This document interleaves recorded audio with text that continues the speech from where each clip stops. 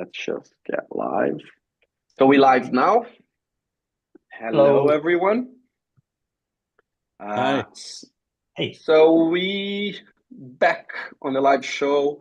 The live stream show. So guys, I'm gonna do a little marketing now. I'm learning, this thing. You guys need to press the subscription button, because no one follow us on the YouTube, so you can get notification for that. Like, So subscribe. please help us. Yeah. And the subscribe. Cool. So guys, I'm gonna do a little marketing now. I'm learning, this thing. You guys. Cool. So I'm all fixed here. So guys, so welcome back. And today we have a kind of a special guest. We're gonna talk a lot of things we've been just discussed a little bit before here. It's quite interesting conversation, I think, today. So we have Phil from Too Fresh, and we gonna play the show real first. And Phil, we can let you introduce yourself better, man. No, I think no one better than yourself to introduce you. Sounds good. Give me 1 second. Let me share the sound noise. So you guys should be able to see now. Yeah. Let me. It's no sound, no? Yeah. Oh shit.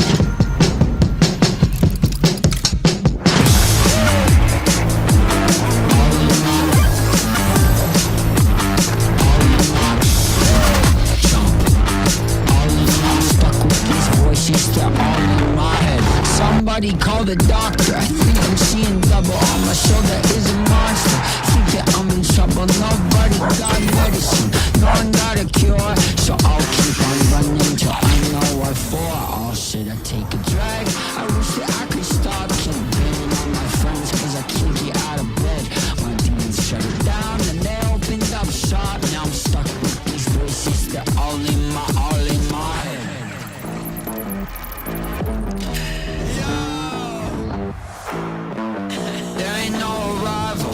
Destination, nothing's gonna free me from my imagination. There ain't no finish line, no door to open that's gonna liberate me from my sense of broken. Oh shit, have you ever thought that you don't know it all, feeling better off dead? Oh shit, I wish you would've called, cause I found out these voices are all in my head.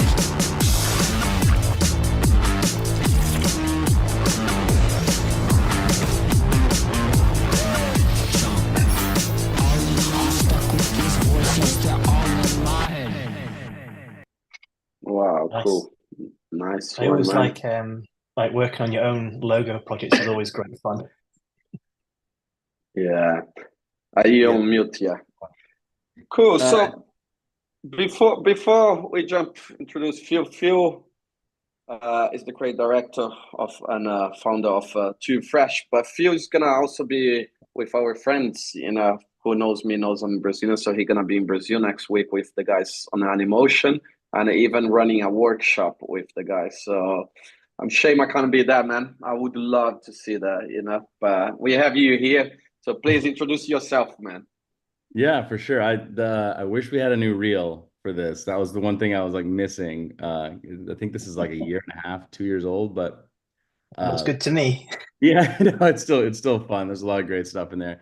No, I'm Phil. I started Too Fresh in 2016. Really kind of got into like the sports stuff, which you guys probably see a lot.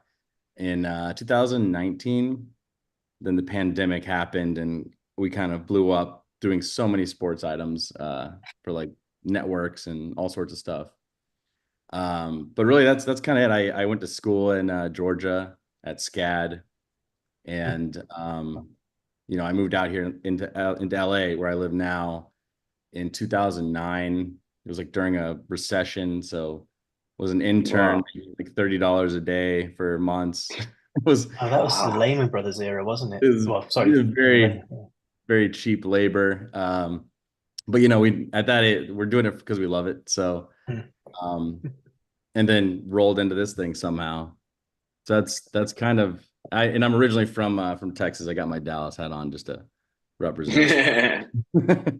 Can I ask why it's upside down? I mean, is it just Everyone asks, you know, I like when people ask that because it's just a good conversation starter. I have no idea. This is like a not made trend. by Australians or something? Like I've seen so many hats where they're like, let's just try it upside down, and now it's like hot. Speaking of hats, did you see the new the Oakland A's hat? Have you Oh, the seen one that? with the ass? Yeah, Yes, of course. so That's good. around the studio because it's a sports item. So Phil, we were talking before, man, and something really made thought was crazy. You told me so because a lot of people know you guys from the sports side. I think now is you guys really blew up. You know, it's really big with the American football and the other football stuff. And but you told us you didn't start doing the football. How did you really start the company? What was the idea? Yeah, I guess like the last freelance job I had, I was working at State, doing a little bit of like art direction and working with Marcel for like a year or so. And then you know what, you have a little like burnout sometimes. That was like my burnout moment where I'm like, there's got to be like an easier way. And I had been doing like those explainer videos on the side, which I love doing, and they're fun and they're kind of chill. I decided I kind of wanted to just break away, just work on my couch, produce, animate, design these things for clients. And so that's what I did. And then actually what happened was I was posting them on Instagram, you know, just enjoying my life. It was very calm. And Adidas and Snapchat like saw the animations and they asked us to do a project just through Instagram. So we did like a Juju Smith-Schuster. He was like playing for the Steelers at that time, and an Adidas shoe like animation. And then we did some stuff for Snapchat, like a presentation they were doing. And then I was like, okay, well, maybe we'll just continue doing explainer videos, but like I'll get a small office, and got a small office in downtown LA, and started to get a few more small projects, but really just sticking with explainer videos. That's kind of how it started. Random. Wow, yeah. It's such a crazy move, you know, from explain a video and where you guys are with the sport now, especially with it's more feels a lot more broadcast nowadays, you know, a lot more graphic design and motion graphic, you know. With the explain a video, you need more like the storytelling and everything. So it's such like a contrast between the two Opposite, jobs. yeah. Yeah, it's It doesn't crazy. make sense at all. Yeah. A How lot did it of get it. from? Oh, sorry. How did it get from explainer videos to kind of more sports based animation? Like, what was the tipping point? So we from there we started working like white labeling. I don't know if you guys use that term too, where Yeah, we you do work that. for another studio, but you work under their name, so no one knew who we were. So we did a So lot of that like entertainment projects. The ghostwriter. Exactly, but like for animation. So we did a lot of entertainment stuff, like you'd see on Bravo or like Housewives, and like, you know, it's like whatever. It was fun. But we did one project with Steph Curry for Holy Moly. It was like a putt thing, and that was kind of like one of our first sports projects. And then it a lot of this like kind of comes back to like relationships in a way. Like Marcos Vaz is like a really good friend of mine. yeah. Had a project for Copa America in 2016, no, 2018, I think it was, or 17, one of those years. And he's like, hey, Phil, you want to do this project? And so that was like our first sports project. And then him and Phil Bichelle, who's like one of my best friends, we went to college together. They got a TSN hockey project that led us into the pandemic. So we had these two sports projects. And we released the reel for TSN, the hockey package, like right when the pandemic started, because like it Wow. leaned in. Good timing. So a lot of the sports clients that we work with said that was like the only sports montage that was floating around, because everyone was like down and there wasn't anything going on. So that got circulated like heavily, that one montage. And then, you know, we went into the pandemic, and then going back to relationships, my buddy Phil Bichelle, I'm sure you guys know who he is. He had a connection with ESPN and talked us into getting in the door there to do Monday Night Football. So it just kept rolling like this, and then we ended up doing the Super Bowl with Marcos, and then we'd rebranded all of the network, and then just it's been nonstop sports since then. Wow. It's crazy how like, you know, sometimes the planet just align just perfectly correctly, you know. And I think sometimes it's like, you know, when you work with certain people where you're like, oh, we're gonna do great. Like we work together so well, and we fit each other. Like the holes we're missing, and we just create great stuff. Like it just all worked in that way. It was crazy. So I mean, Wow. I love those guys. They really kind of helped get the motor going, and we just been killing it ever since. Just lots of sports. That's cool. How big you guys are now? So we're like 8 staff, and then we have like a general like rotation of like freelancers around like 15. Wow, I think the largest we've been was like 38 people. Wow. Yeah, that's quite large. Yeah, but that's big. Yeah, I don't really know if I like it that big. Yeah. I Right now we have I ever like get to this number. I wouldn't like, I think. Because we have you two guys quite directors. That's like I think a good limit is 2 creative directors. Yeah. Are you guys quite sporty in terms of like personality as well? Like, you know, is it the thing that gels a team together, like, you know, through football or baseball or what have you? That we talk a lot of shit to each other, yes. And a lot of people on our team have like rivalries. But there are a good amount of people on our team that don't like sports, I mean they don't dislike it, but they just enjoy the form factor of of like those graphics, the animations, right? Because it's kind of a unique animation form. It's like in your face and there's colors. It's high energy, isn't it? Yeah.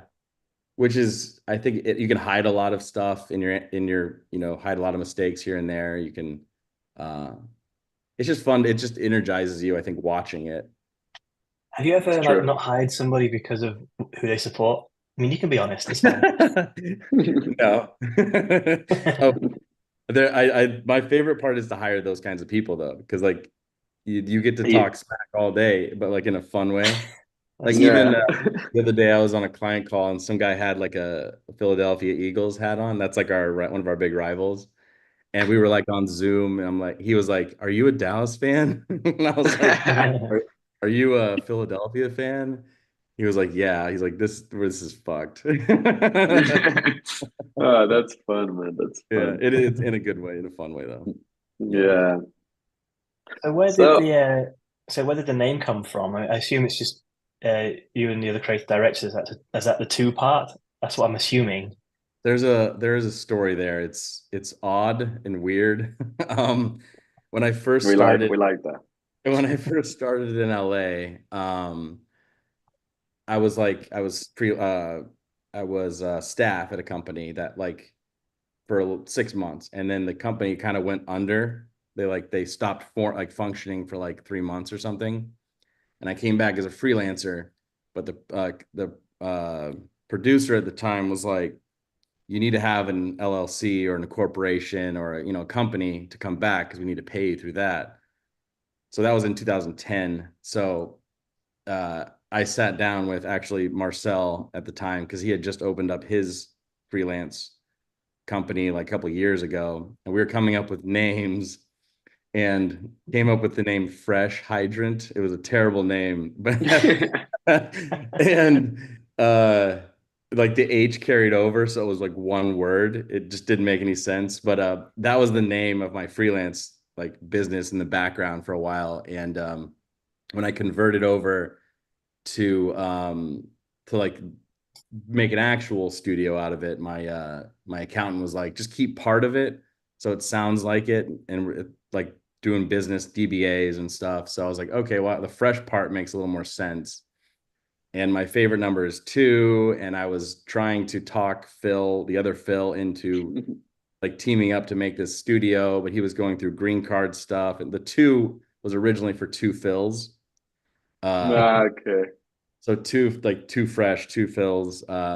But I mean, we obviously work with Phil all the time. But he was going through he's from Switzerland, so there was stuff going on with visa.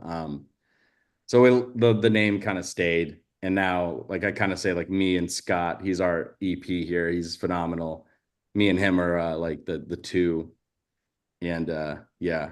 And that's kind of how it became like the way it is. Didn't ever change it. I have a lot of like opinions on names because whether the name is good or not, like the word that you describe your company as, like it's the work that you do that makes it cool. You know, like, Yeah. it's really weird if you go to like some studio that you love their work and you really look at their name, you're like, it's kind of a weird name, but Yeah.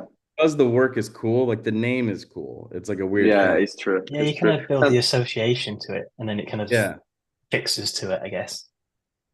Yeah. And I think it's something I always thought about the name because with the cookie, like you have the number two, and it's so strong because you guys do ident space on the two, and the two works as a symbol as well.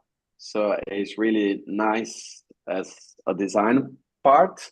But like for cookie, I don't really have anything there, and it's always make me think, oh, should I start, maybe do a rebrand, not change the name, but start adding icons and everything? Because when you do like you're watching a reel, all the little items with the two works really well, and it's such a nice graphical thing to have. And I always miss that, and I think that helps quite a lot as well. But we have the opposite problem. We've tried for years to make a word mark, and it's just never, we could never get it. So we only ever had this two, and for years everyone's like, I don't know what is that. I'm like, that's our logo. And now people kind of know what it is, Yeah, but like we don't have a word mark. So I always want one, but like anything that the two shape is so weird. Anything you put near it, it just doesn't work. it doesn't work. It's true. It's true. Yeah. It just feels too heavy or like on the top or bottom or balance. It's all messed up. So Yeah. I think Yeah. to have both would be a luxury. So I think we're both missing that. Yeah. Yeah, it's true. It's true. It's true. So why did you move to LA, man? It was because of work, because of this job you got, and you went all the way from Texas to LA? Yeah, well, I went to school in Texas and grew up there, and actually moved to Tennessee to be an accountant. So I was going to be Wow. accountant, and Creative accountant, right? I hated it. I hated it so much, and I decided to go to art school in Georgia, and then from there, like in the U.S., like the best places to like learn is really like New York and L.A. I mean, Chicago's great too, but I think those are like the two pinnacles for like depending on the stuff you want to do. And I love my car, and I was like, I'm not going to give that up, so I'm going to go to LA. That is literally the only reason why. And somebody was available to give me a job, but as soon as I drove all the way across country, showed up at that studio, they were like, "Who the hell are you?" I'm like, "What do you mean? Like I'm supposed to have my first day of work here." That guy got fired, didn't tell anybody. They hired me, and so I was stuck in LA, had no job, and I had to get Wow. an internship, and that's what I ended up working for Big Star. I don't know if you guys know what Big Star is. The name No. rings a bell, yeah. They're in New York, yeah. Oh, So that's what were cool. you driving that you didn't want to give up? I just any car, but I was driving a Scion TC. Oh, okay. Actually, me and Mao Borba, you guys know him? Oh, He had yeah, the I Yeah. same know. car, Yeah. he had the same car when he was in LA. We were hanging. Okay. Ah, It that's cool. was black, everything.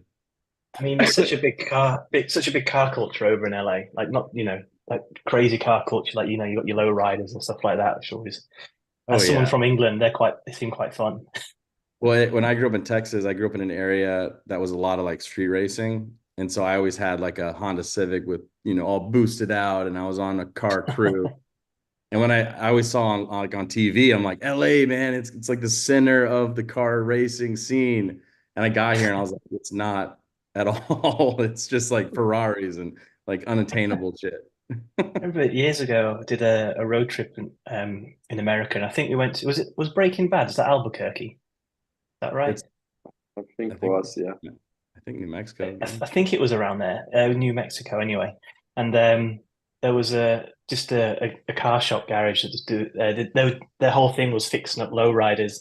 I got chatting to him and was like, oh, can I go around taking photos of your cars and stuff? Just because you don't get that in the UK, so it was super fun, just like chatting to him and then they're showing all their like hydraulics and making them bounce and stuff. It was pretty cool. That's funny.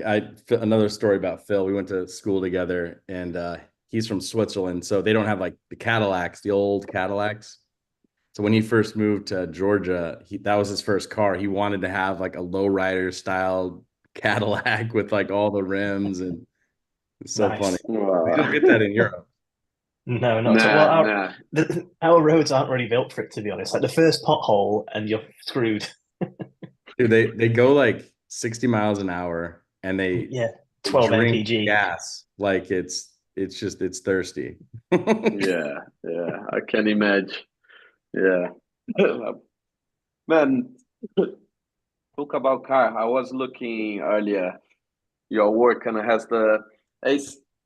for me it's really, because I always associate you guys, through sport things, and I was looking earlier. You have that Crafton metaverse, and that is like a really heavy character animation as well in 3D. It's crazy, and it's not even. I think it was like about a year old project, something like that. Yeah, and it's such a change. Do you guys do a lot of character animation? Yeah, yeah. we do everything. I make sure that we don't just do sports, because I think it's just fun to try all sorts of stuff.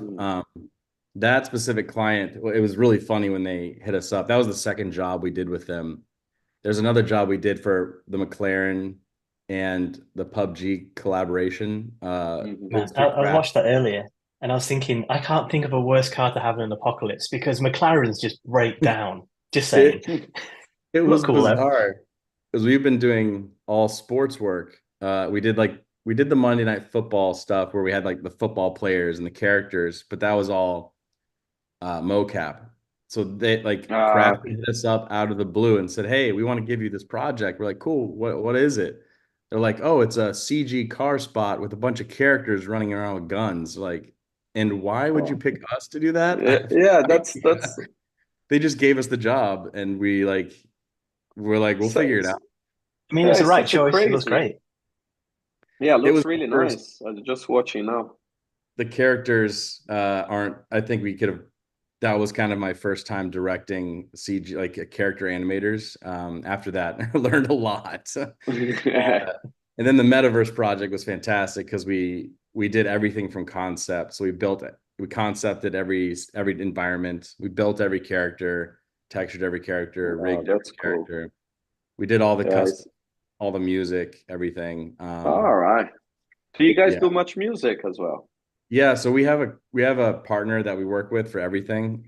We love them. Model Citizen. They do custom tracks for a lot of our stuff. Wow, that's jingles and stuff like that. Yeah, that's cool. Yeah, I really love that. But it's such a contrast. Imagine, a client suddenly looking at the body of your work and suddenly, wow, that feels completely different company. So it's such a nice client trust. Because it's not really common that happen. I don't know in the US, but not UK is really hard. People mostly stick to like a avenue. What they see, yeah. Sports is our main avenue, but we're doing all sorts of other stuff like that constantly. Cool. I'm sure you'll see the title sequence for Animotion online somewhere, but we did the title sequence. And you did the title sequence. That's cool. And when you look at it, you'll never think that we did it. I'll just say that. Because it doesn't look like any of our work. In a good way? In a good way, in a good way. But who doesn't want to try new stuff, Do you use this personal project as more opportunity, to try different styles with the team and everything?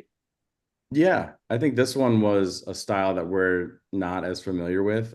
Ilya he directed it. So like he comes from like Elastic and like more of like the title stuff. And that's cool. He's all like, he wants Houdini on everything kind of guy. But very skilled, and he directed it. It's phenomenal. I'm looking forward to see that. Yeah. So is that what Freshies is all about? Kind of trying new styles, new things. We haven't done that in a while, but that was kind of something I wanted to start with the company, was like, how do you like interject culture into your company, especially like when you're just like, we're remote. We have a studio in downtown LA, Yeah, but it is all hard. remote, right? So we were doing these things where like we have designers, we have animators, you have guys who do both or girls that do both. And the idea was like, hey, you have a little bit of time, like what makes you feel fresh, right? Like it could be anything. I mean, it could be a loose term. And so we'd have people design like a quick like 5-second animation of like whatever they want, doesn't matter the style. And then we'd have somebody animate it later, or if it's a designer animator, they do both. It's really funny because those get a lot of love from our clients. Like they see that and they're like, oh, you guys are like having fun with your work. It's so cool. No, that's cool. Even like in Brazil, like the Sprite, I don't know who owns Sprite, but they hit us up from Brazil and they were like, we want to buy one of your freshies and we want you to like add the Sprite logo to it. And Okay, that's cool. we're like, no, like as soon as if we do that, like it just makes it not cool. So we just said no. Yeah. It's like, this is ours. Like, don't mess. Don't mess up. Yeah. Yeah. Stay. But that's the problem with clients sometimes, you know, that they see something and they want that. It's really hard industry to be co-creatives, you know, and they end up just copying. You know, I had a lot of friends just always looking for reference, you know, from agents, created from agency. And then now with the AI, they just throw everything on the AI and come with this fucking amazing decks and then sell to the client and come to the company and say, yeah, you don't have fucking time and money to do this. Why, you produce with the Mid-Journey to do the style frames, and it's just like such a mess. There's definitely eras. Like there's definitely eras where stuff becomes popular, and then literally every brief you get references it. You know, like the PSYOP Coke advert from like 2010 or whatever. That was like every single pitch brief was like this, please. Yeah. Like, but with no money, you know, I would go to PSYOP. Yeah. No, we get quite a lot of that. The AI thing is like, it's crazy, especially like if anybody uses it for ideation, if a client latches onto it, it's like, we got to recreate this thing somehow. Yeah. And it's like, it's painful. It seems to be like a little bit of a backlash about with AI. Like I've seen quite a few companies with when they send over briefs or what have they, or contracts, it'll specify like no AI, which is quite interesting. You know, I mean, I think it's definitely a good thing. It's nice to have stuff that's ownable and bespoke.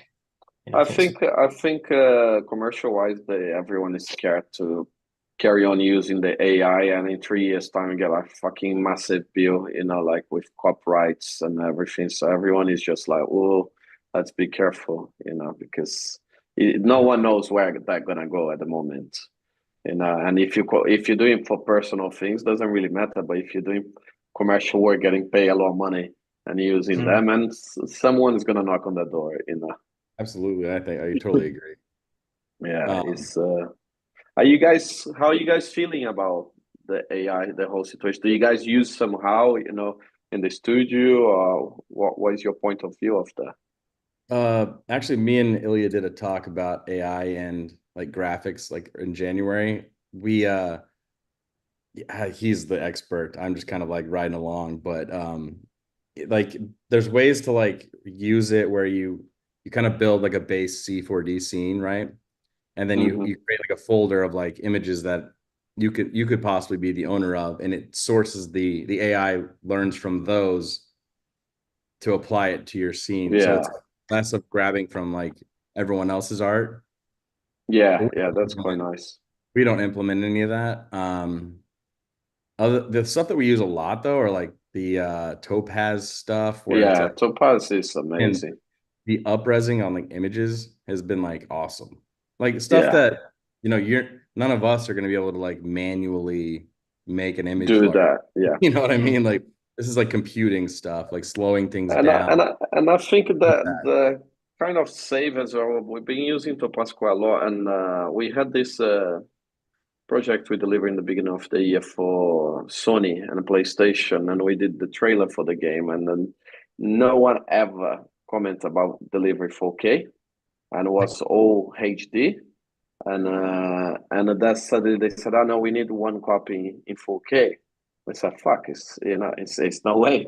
And we print Topaz, man, from HD to 4K, all graphical was like no one could notice any difference, and it's like, wow, it works totally. wow. I think I wish we had something like this. I don't know how old you guys are, but do you remember when we went from 480, 720, 480 to like 1980 and like our computers? Yeah, it was fucked. We couldn't, it's like we couldn't do it. As soon as computers become fast enough and just about okay at like SD resolution, it's like, nope, HD now.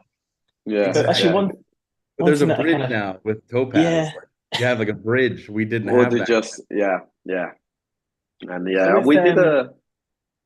Sorry, go ahead. With Topaz, excuse my ignorance, I've never used it, but I assume that you can just up-res stuff and keep the clarity, and it does a really good job at that kind and of it's side not of things. not just keep the clarity. You can we used that for a BBC job where we need to implement all that on the 3D, but we're doing like a fucking 4K video, and we use old footage from like original Doctor Who from 19 whatever, so the size of the image was such a tiny, really bad quality, so we upscale, we smooth, we make better quality, and we're using the 4K. Even any old material you can transform to be like, they're remastering a lot of things now using Topaz. It's crazy.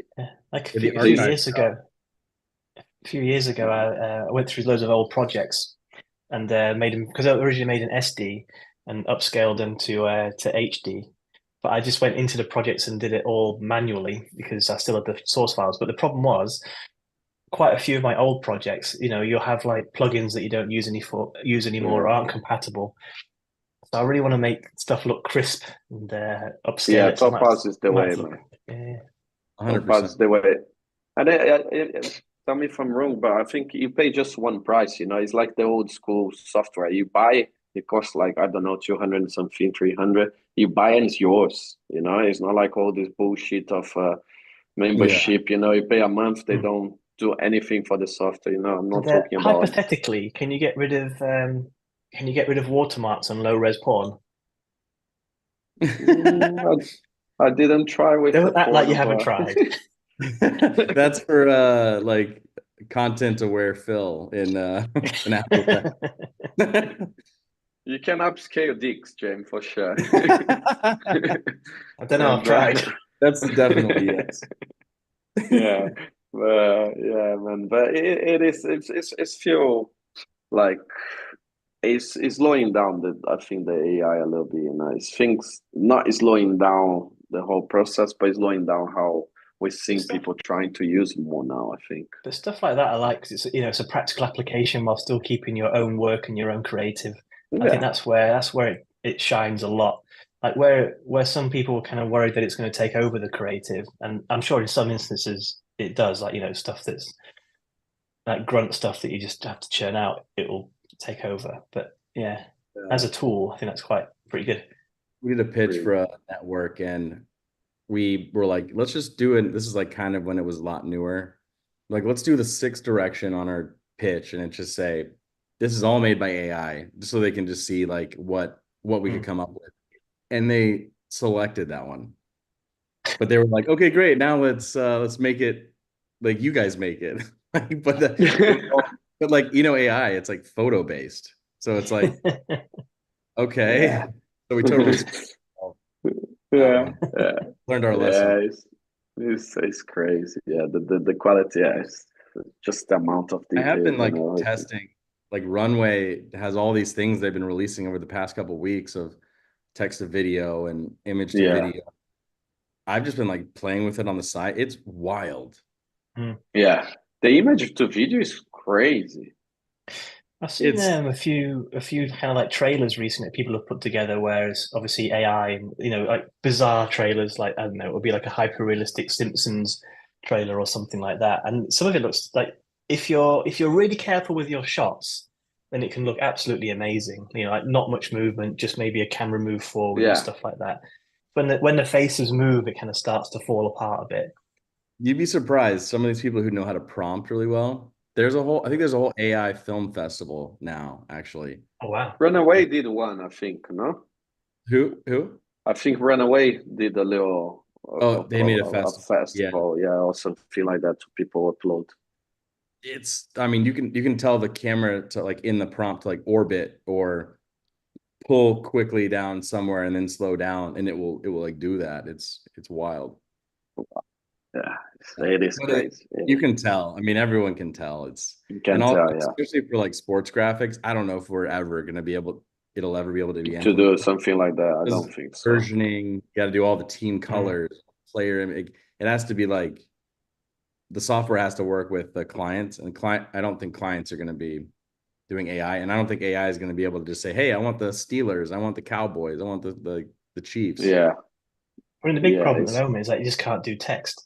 So if you got like a team jersey, it's going to be like all gobbledygook on here, you know? Yeah, it always looks busted. Yeah.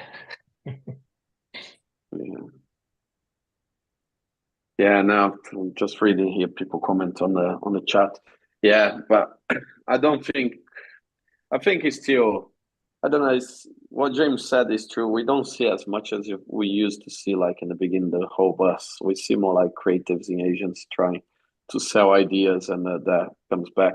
We just did a pitch now for it's a sports company, like wearing, and they create like this character, like proper like puppets, all in AI, and that they really sending to build that as a real like a toy. So it's quite nice, and we're gonna use to animate that. So that is quite nice to see a agency doing, but they could probably get like a illustrator to do that instead, just run on the AI.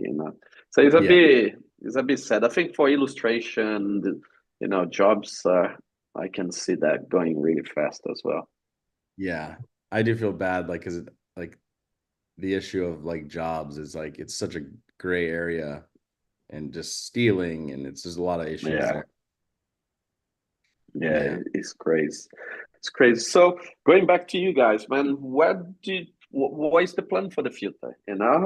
We seeing you coming from explainer videos going to like Super Bowl, crazy graphics. You can combine them. You could do sports explainers. We have done a lot of those. Me and James was talking, if you know Fraser from Cub Studio, because he does a lot of like American football things. Oh, he does? Yeah. He's quite big here in the UK. He does a lot of American football. It feels like it's a very small community, so I'm sure you'll recognize this stuff and vice versa. It's funny because like you'll know the work, but like sometimes you don't know the name or like the person, like the portfolio. When you go to a design convention or a design talk event, you should wear like your most recognized frame instead of a name tag. That's such a good idea. Like, I know that guy. I know that frame. Yeah.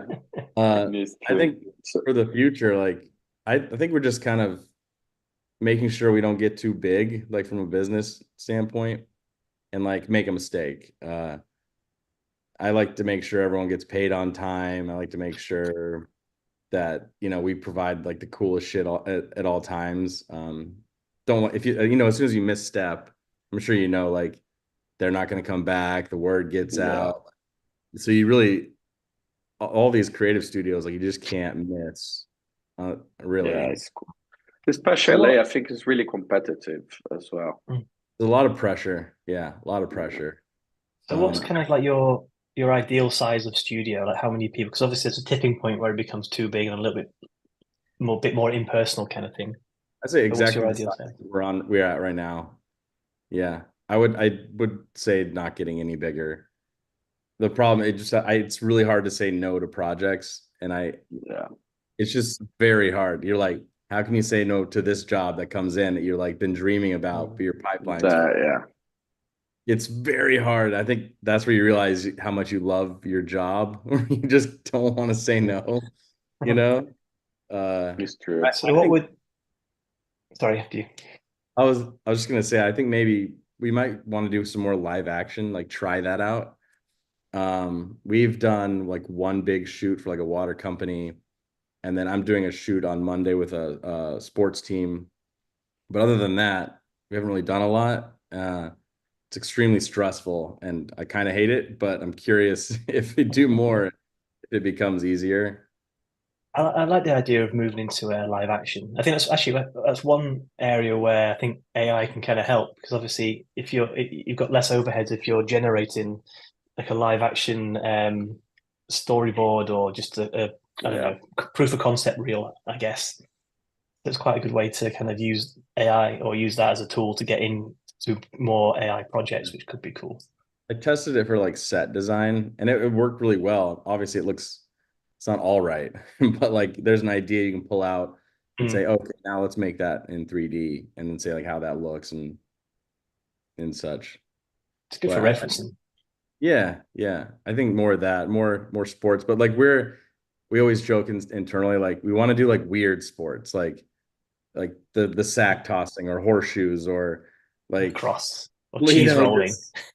Cheese rolling. Like we just want to try and, it's like fun to hit all the sports that you can. Man, doing a trailer for the Cheshire Cheese Roll would be amazing. I mean, obviously you'd find the best slow-mo camera you can ever find, but man, that'd be so much fun. Imagine like a title sequence for that of just you'd have like a hill with the roll and it would be awesome. So good. Like all the textures, you could get all macro on the cheese. You'd want to first of all, you'd make it black and white and then you'd probably have like a really classic soundtrack like Agnes Day or something like that, where it's like really like just church singing. It'd be so good. And so talking about like personal things and pushing, do you think we're gonna see, because an emotion is next week? Do you guys gonna put that titles up after the festival? Yeah, I'll wait for them to kind of post it first probably, but we'll put it up right after. Yeah, so Ilya is gonna do a talk about it after they air it for the first time, and then I think I'm talking right after him. So cool. Yeah, it'd be nice to see. It's really interesting because you get a lot of people together, and the strategy there was like everyone was it was more like a collaboration of like great artists. We came together, had like a loose brief, made it, and everyone was doing it because they love making art. So you can tell some of the stuff in there is just like passion. That's cool. Yeah, that's I think it's always what come better in the project, when people really love what they're doing. Always shows, yeah. So what I guess not really going back to live action, but like what would be like your dream project? Like who would you love to work with? Like what would you love to do? Oh God, I don't even know. Like shooting like basketball players, football players, like for opens and stuff like that. I mean, right now that would be kind of what I'd want to do, just because I want to see these people in person and shoot with them and make some cool scenes. But I don't really know not really like storytelling as much. I would love to work on like a music video. What about Dallas? And would that be too much of a case of meeting your heroes kind of thing? We're going to Dallas? No, the football team. Oh yeah. I mean, I don't know. It'd be hard for me to like not smile the whole time because that's my I would love to work with the Cowboys. I would freak out. But I've done a few music videos, and I feel like that I would love to do one with us. That's like a big passion of mine. It's just it can generate the AI music now and create your own music video and your music. Dude, all AI. Have you played with the music generation tool? No, but my friend just posted. He did a kind of a music video short film. He generate with the whole music with the AI and create the whole music video using AI. So it looks quite good. I sent to you after to have a look. There's quite a funny YouTube channel where it's AI generated music, but what they do, it's all in like kind of like really 60s style rock and roll or what have you, and it sounds really authentic, but it's all like ridiculously filthy lyrics. I'm trying to find the song. I made one for Too Fresh. Oh Uh, yeah. but like it's the craziest thing is you basically type in a prompt of what you want the lyrics to be kind of, and then it generates lyrics, and then you can update the lyrics as you want, and then you type in the type of song and the tonality, It's crazy. and it sounds like auto tuning, you know, that like it's computer like, but like they're singing. It sounds. Wow, it's I think crazy. it's They had I Sona. remember like back in the day, like when you heard like a digitized voice on a video game, like I don't know, like Mortal Kombat or something, and it's like, oh shit, it's a voice and it's from a cartridge, it's from a game. Whoa! And now it's like, yeah, if we just generate it, it's fine. Yeah, you can. But It it's funny. I don't know if you guys saw this. I think this guy just was arrested. He made millions and millions on top of Spotify and YouTube. He had a lot. He Oh, creates a lot of bands, I heard of this fake guy. Yeah, AI bands, and he didn't hear put about them that. and he keep use bots to keep just listen the songs from the bands. And so he's still making money from YouTube and Spotify with he his made AI millions, bands. man. He made millions and millions. Is To be that fair He to him, had I feel is it like it's illegal? unfair. Well, that's the thing. I feel like it's a bit unfair. He gamed the system. That he yeah, yeah. found a way. I don't think it should be illegal. No, I shouldn't. People are doing that with like OnlyFans, I heard too. These like they For With generate, experience. OnlyFans. yeah, they're just all CG Wow. generated, like AI. And guy pay. Oh, that's a good idea. I may try that tomorrow. Yeah, man, this. I don't know about the Crazy, guys, man. but the girls making a fortune. Had a like when was I think it was this year or like late last year. This girl is a British model, quite big on Model. Instagram, and she does OnlyFans. And she started creating billboards with her in bikinis, and it was a massive thing on the newspaper here because people got really pissed off, and she said, "Listen, that's so sexist, because OnlyFans sponsor football team, that's fine, but me being the bikini and promote my own account for OnlyFans is wrong." But So also, it turned to if be a you've got massive thing. the money, It's is it that much different from like Calvin Klein models No, it's not posting really. in Not underwear? really. Is it I really? think she, I think she made £200,000 a month with Yeah, OnlyFans, man. It's crazy. sounds about right. I've heard of these like numbers.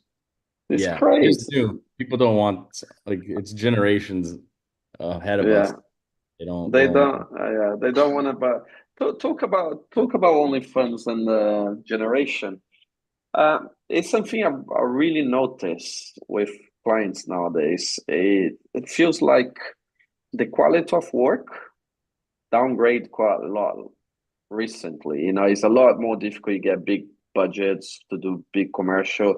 It just feel like everyone is young. Just watch everything here, like a really shit reels, YouTube or TikTok. Some seems like clients, fuck, why are gonna spend hundreds of thousand million, in a commercial?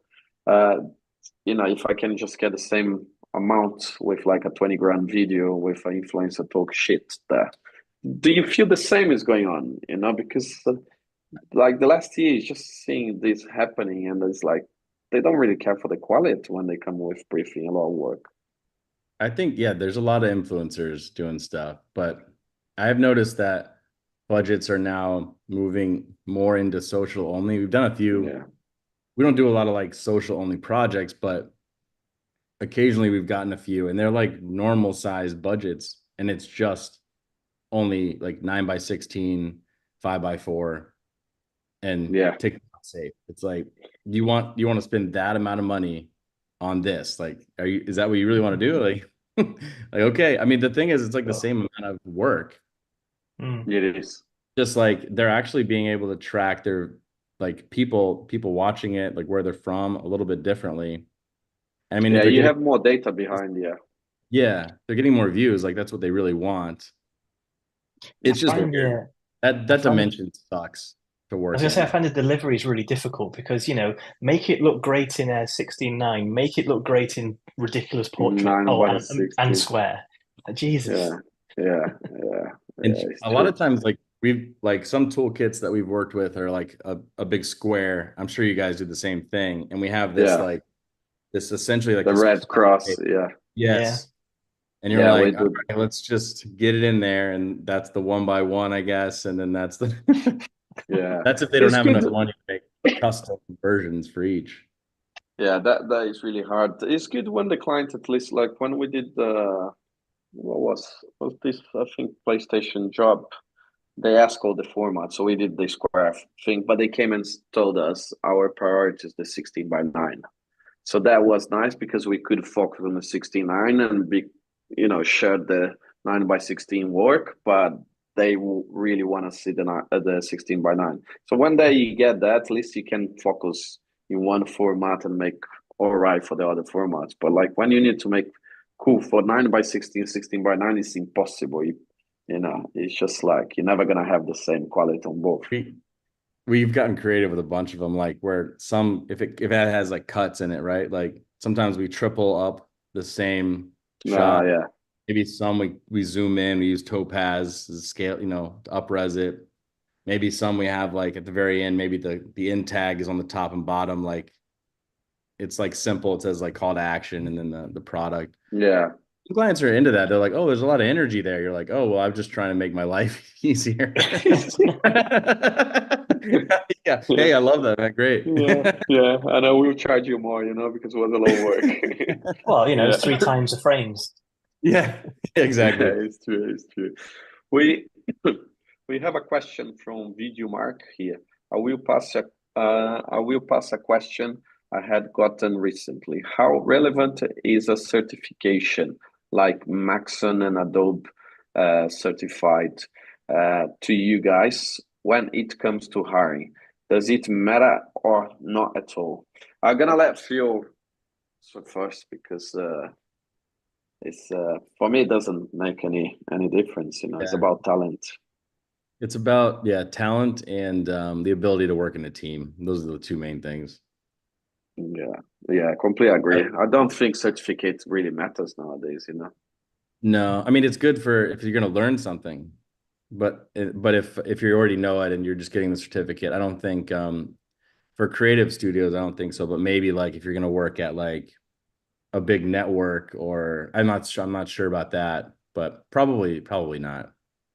Yeah, I completely. Yeah, Mark said that I'm both, but never met with clients, only with teaching. I think teaching is different because it's the same. You have a certain, like a graduation or something, then prove you can teach.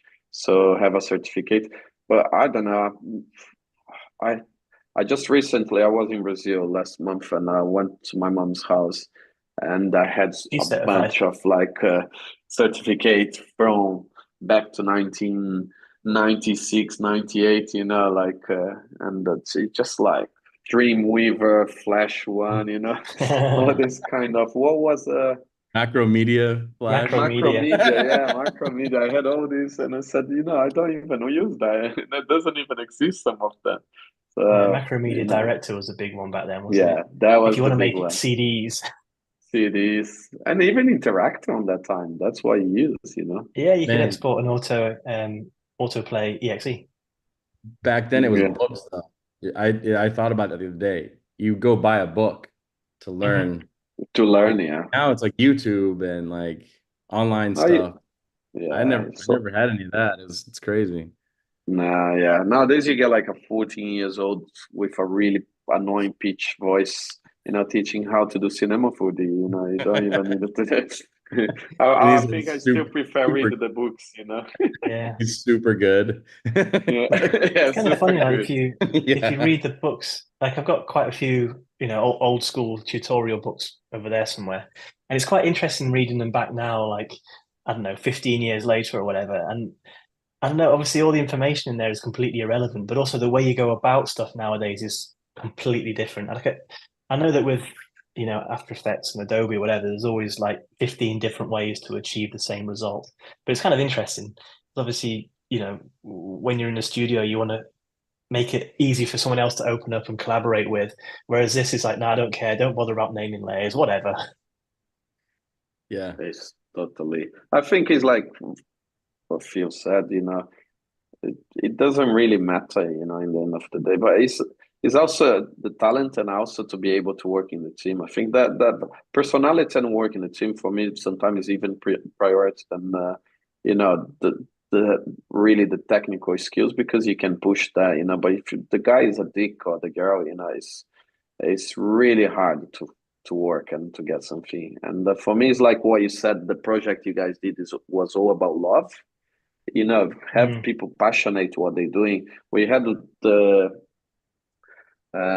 just talk about the other show about this, because it's hard to find people nowadays passionate like it used to be, and I think that makes a huge difference on the project. Yeah, I don't know what is like making that a thing, but I remember when I was like into this stuff, and the people in my generation, I didn't even know you could make money at all. I thought this was fun, and you would hope one day you could make enough to survive. Yeah, eventually you're like, oh, this is like a actual like legitimate thing. And now, in different countries are all different, but like the rates are so high. And I think maybe, coming out of school, thinking about the art over the money a little bit is going to help you in the long run. Start with the art, end with the money. That's like always my advice. No one ever told you at school that it could be a career. Like they in England, we'd have a like career day where an advisor would come into school, and they would seemingly pick a random job for you, and that's whatever. But it was never like graphic designer or animator or anything. It's always something academic or bin man. My parents were so afraid when I told them I was going to art school. They were like, he's fucked. What about accountancy? Are you sure you don't want to be an accountant? Yeah. I mean, I love numbers. I mean, a lot of the things that I love about accounting, I'm doing now. So I kind of have both sides of the brain, and because I manage the whole business and creative direct. So I just enjoy both. But actually, like being a physical accountant for like some other company, I'd be tough. When talking to our like people who don't really work in the industry, like our neighbors and what have you, it's like they don't. I mean, they have no reason to realize, but a lot of animation is maths based. Like half of it, I would say, is mathematical nowadays. Yeah. It's I don't know. It's just a craze, but I think we never thought about money in the past, but nowadays I see a lot of people is like about how many hours are gonna work, how much you pay me. It's not like about the project, how cool. I was talking, when was last year? I was in Chicago. Year before, I was talking to Eric from Swarovsk, and she said, "Man, I remember our time. We work on a project." Because we're fucking excited about that, and people has our project in the showreel for 10 years.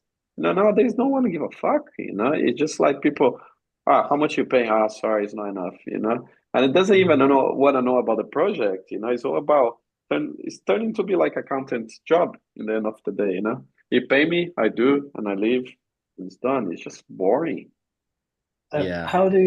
How do you guys like go about finding people, be it staff or freelancers? Is it just through like word of mouth, people you find on like social media and see they're real, or how do you go about it? We get a lot of submissions to like our email, like the hello@2fresh email. But it becomes like a lot to go through. So I know Ilya is the same way. We look for people. We look at Instagram actually a lot now. Because people put the things that they love the most up there, and then it's just easier to find. Like the websites, I don't know where to look to find it's true. website. It's like Behance and Instagram. But we've been trying to go to like more schools and like meet young people, see what they're doing, and like so we brought in somebody from SCAD this year. So trying to find younger people is very hard, in my opinion, because I don't know how you guys are at Cookie, but like we get stuck with the same people. And I mean, not stuck because I love them all, but like you're like all of a sudden you're all growing up and everyone has kids and you're like, there's no one under like 35 here. Yeah. It's interesting because it is hard. It's good to have diversity. I like diversity a lot. Like we work with a lot of people from all over the world, like a lot of people in Europe, a lot of people in Brazil. everyone's just so different, makes all the projects unique. Yeah, and I agree. cool. It helps Just make it having that less. new perspective or different perspectives is, is amazing. Oh, you have thought about this? Oh no, I didn't think about that. It's a great idea, and then you kind of go on a tangent. Yeah. Yeah. Yeah. No, I completely agree. I think it makes a huge difference in the project. It's a different perspective, it's a different culture, and I think everyone brings something different to the table in the end of the day. Yeah. Cool, guys. We're getting to 1 hour show. Let's ask you last two questions. Do you want to fire anything, James? Anyone has a question? It's your last chance to fire. What are your kind of like top 3 pet peeves with the industry? Pet peeves. Oh my gosh. It can be like project file naming or anything. I'd say Not that I'm steering it. I'd say pitching. Pitching, hiring is tough. With pitching, Even worse than do you hiring. do I guess it's for a company like generally unpaid pitches, is that correct? Or minimal budget kind of thing? A little bit of both, yeah. I get that it's like a way to go, but I think at this day and age, like if you've met somebody a few times and you see their work, and I think you can kind of just hire them. Yeah. A lot of times, It's a respect thing, isn't it? It's like mutual respect. With sports networks and like entertainment networks, it's a little bit different. It's a little more like they have a pitch, they want to do it. There's like these, it's very clear the job's going to happen. But I've noticed with like agencies, a lot of times that we haven't worked with, we'll work real hard, we'll pitch, we'll do this, we'll do that, and then the job actually just goes away. And I feel like that is very common. And that's why we don't typically do a ton of agency work, because it just drains you because you want to make the best, and sometimes it just kind of fades away. Yeah, it's true. Have you read this book called Winning Without Pitch? I know it. I have not read it though. Yeah, worth to read that. Of course, it's kind of utopic, but there is quite good things on that book. I've tried a lot of things over the years of like how to pitch without pitching like that. So like I basically just create an idea, a single idea, make like a graph of like how the camera might move and references, and like, hey, we couldn't make any frames, like this is it. And we've actually won a couple times just on writing, and if they're expecting frames, it's like people can't somebody's gonna make like 15 directions, that's for sure, if they really want to. But the thing is, I think is no right recipe to winning, because you can win a pitch with a deck with no image and just the right words, and also you can put so much work and don't get that. It's really tricky. It's no rules for that, and it depends on who you're pitching for. It's marketing or it's creative, so they all see different. It's quite tricky because you never know how much work you should put on the pitch, because you can spend a lot of money and then don't get the job. We had a situation like a few years ago with MTV. We did a huge deck, animation test, and everything, and I said, this is our job, And that they come ask us for second round. They bring another company to second round. This was the first round, and they pitch. I managed to see the deck after, and it was nothing there. I literally a mood board, couple lines, and they went with that. And you say, fuck, it's no rules, I feel like a paid pitch would solve quite a few problems, because I think some agencies just put out pitches because they don't have to pay for it, and like, fuck it, we'll give it to 70 whatever number of studios. But the problem of paid pitch, there is the good and bad thing. The paid pitch should sometimes pay the costs, but when they pay your pitch, they own your idea, no matter if they don't do. That's what is the tricky.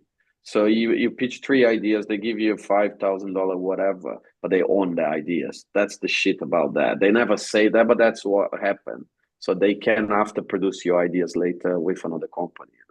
So you really need to be careful. The pitch is a proper pitch. Life's a pitch. Yeah. So it's hard. Cool, guys. We should. Do we have any question here? No. Phil, thanks so much, man. It's been a pleasure. I'm really sad I'm gonna miss you next week, but who is in Brazil? Make sure you go Funny Motion. Phil is running a workshop there as well. Looks quite exciting there. And man, good luck if you need any tips. You know, I wish I could be there, but I'm pretty sure Marcel's gonna take you really well there.